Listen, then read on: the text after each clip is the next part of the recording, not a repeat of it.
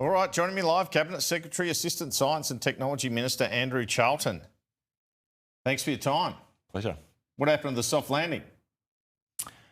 Well, Australia, the soft landing, as you point out, is Australia bringing down the level of inflation that we inherited, a level that peaked above 7%, and bringing it down to a manageable level. Turn it up, it's 3.8. We're about to cop more rate hikes, aren't we? Not just this one.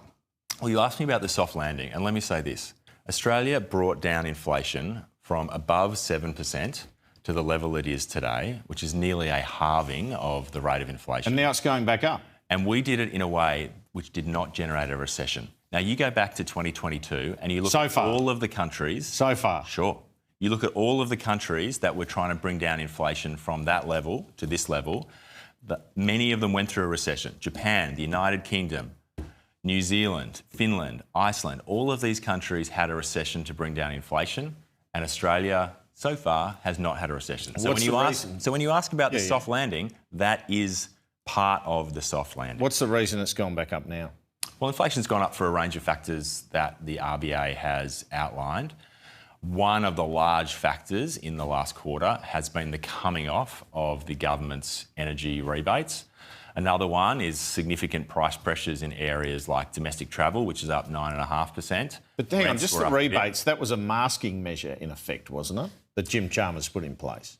Well, the rebates had the effect of reducing the price of energy. You masked inflation. At that time. You masked real inflation, didn't you, with those? No, we didn't mask real inflation because if you look at the most recent ABS release, what they do is they show you what the energy price would have been without those government rebates, and it would have increased very little over the last 12 months. But they're going up again now, so won't that affect inflation and bring inflation up again? Or do you have to do the masking, put the masking tape on again? No, the RBA has been very clear about this, Andrew. They have said that they look through temporary measures like rebates and they're not going to be adjusting rates on the basis of those sorts of temporary things. So it's not something that's going to generate a change in interest rates. What are you going to do about energy prices? Well, the government is working very hard on energy prices. Chris Bowen gave a answer in the Parliament just now, talking about the progress that the government has made, supporting Australians through home batteries, where we have now more than 200,000 Australians taking that up, effectively reducing the energy bills for those 200,000 Australians down to close to zero, increasing the supply of renewable energy to make sure that we can manage peak demand and deal with the ageing coal-fired power stations, which are becoming more and more unreliable and putting more stress on our grid. So it is a comprehensive program across many different areas. Do you agree it's not a quick fix, though, and you might get a 40% rise before all that kicks in? In energy prices? Well, what we've seen recently is a reduction in the wholesale energy price. That hasn't flowed through yet to retail prices, but at the moment, wholesale prices have been trending down, and that is a positive thing ultimately for Australian consumers. So you think that'll show in the retail price, do you? Well, we'll have to wait and see. There are many factors that determine the retail price, but what the ABS has said last week is that if you take out those government subsidies, energy prices, electricity prices have been relatively flat, and we are now seeing wholesale electricity prices coming down. Did the RBA make a mistake by cutting too far in last August, I think it was, last year? Look, I'm not going to criticise the RBA. We have a long-standing convention in Australian politics that the RBA is independent and we don't criticise it. I think the RBA has been data-driven. I think they have been looking at all of the factors to determine their decisions. And they have made the decisions that they have. It's not for me to comment on whether or not they did the right thing or the wrong thing. The Australian Chamber of Commerce and Industry says it wants your government to cut spending by $50 billion a year to pre-COVID levels. What do you make of that call? Well, what I would say is that the government has very substantially reduced spending and reduced the deficit, but below what they would otherwise have been. But it's 27% of GDP. It's record apart from COVID, isn't it? Well, hang on, Andrew. The Liberals had a spending as a proportion of GDP of 27.7% during in 2019. COVID. Yes. During COVID. Well, hang on. They also had spending of 30% of GDP in 2020. And here's the thing, they forecast beyond COVID. If you go back to that 2022 budget, the Liberals were forecasting spending in the subsequent years of above 27%. beyond COVID. Now, luckily, in 2022, the Australian people elected a Labor government and we have brought that trajectory down substantially. As an economist, would you like to see less government spending?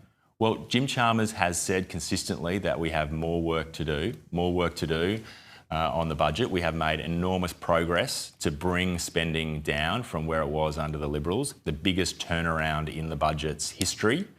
And that is a great credit to the Treasurer and to this government. And he's also saying that we're going to see more progress in the budget. The PM mentioned a budget about reform again yesterday. Are you looking at negative gearing and capital gains? Are you looking at more tax? Well, it's not up to me to front-run the budget, but the Treasurer and the Prime Minister have said that this will be a budget of reform, and that is appropriate because one of the things that helps bring inflation down is reform that expands productivity, expands the supply side of the economy, and that does help with inflation, and that is going to be a focus of the budget, in the words of the Prime Minister. Does that include tax reform? Well, that's up to the Cabinet processes. The budget isn't written today. But the Treasurer and the Prime Minister have been clear that reform will be a priority for this budget. It's not going to get written now, and I'm not writing it myself. You're not ruling it out, though. You're not ruling out tax reform in the budget. It's not up to me to rule it in or out, Andrew. These are decisions. Well, it's for pretty easy as Cabinet Minister Secretary. You sit in the ERCs, you sit in Cabinet, you could say, look, Andrew, I don't know of any plans in the budget for tax reform at the moment. Well, I feel like I've opened a door here, Andrew Charlton. Well, I'll tell you what you've opened a door to. You've opened a door to the principle of cabinet confidentiality, and that's what you are experiencing as you open that door. But reform shouldn't mean more tax. Would it involve potentially more tax, or can you rule that out? Well, the Treasurer has said that in this budget, we are going to do reform and repair. And what that means is attacking inflation from two different angles. Attacking it from the budget repair angle, continuing to get budget savings. There were $20 billion of savings in my EFO. And also from the reform angle, because that's the other way to get inflation down, is to improve productivity, expand the capacity of the economy so you can grow faster without... What about IR reform? You guys don't usually want to tackle that, do you? Labor Party. Well, all these are things... That can improve productivity. All these things are things you are going to discover on budget night. But what we know so far is that it's going to be a budget focused on reform and on repair. Tax reform, by the sound of it. Well, all these things are going to be revealed in May. I'm going to have to ferret around on this one, I can tell. Is the government actually going to save any money out of this health NDIS deal, or is it just spin and cost shifting? I think there's been enormous progress made in the NDIS, and I give real credit to Mark Butler and Jenny McAllister and Bill Shorten before them, because the profile of spending growth of the NDIS has come down very substantially. If you look at that profile from where it was in 2019, 2020, 2021, the growth is much slower. But aren't you just giving the states the money to fund it instead? No. Is there actual savings? There is in the next 4 or 5 years, not 10 or 15. We are already experiencing the benefits to the budget of getting the growth of NDIS spending down. Australians can already see that in the budget forecasts. Spending on the NDIS is coming down in terms of its growth rate.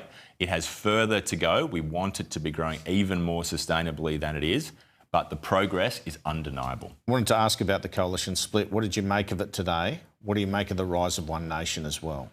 Look, my view, I'm a traditionalist on this, my view is that Australia has been served well by two strong parties of government, and that we have been an extraordinarily prosperous and successful country because of our stable politics, and that stability has been delivered by the Labor Party and the Liberal Party in coalition.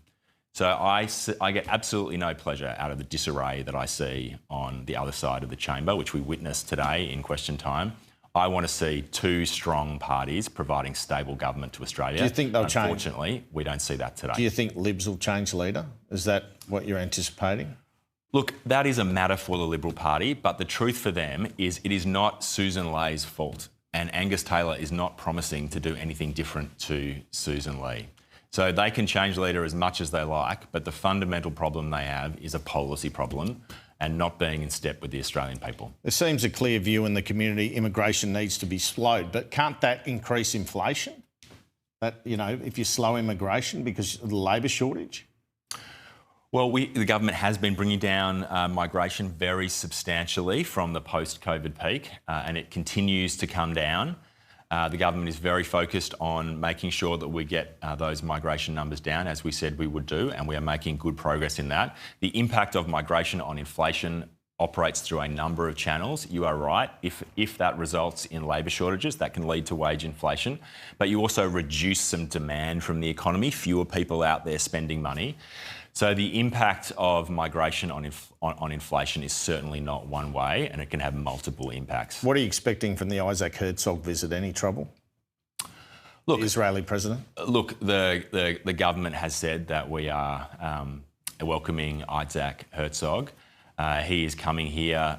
He's not a politician. He is the equivalent of our Governor-General.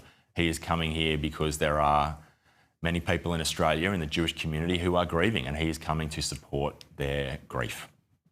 Andrew Charlton, thanks so much for your time. Thanks, Andrew.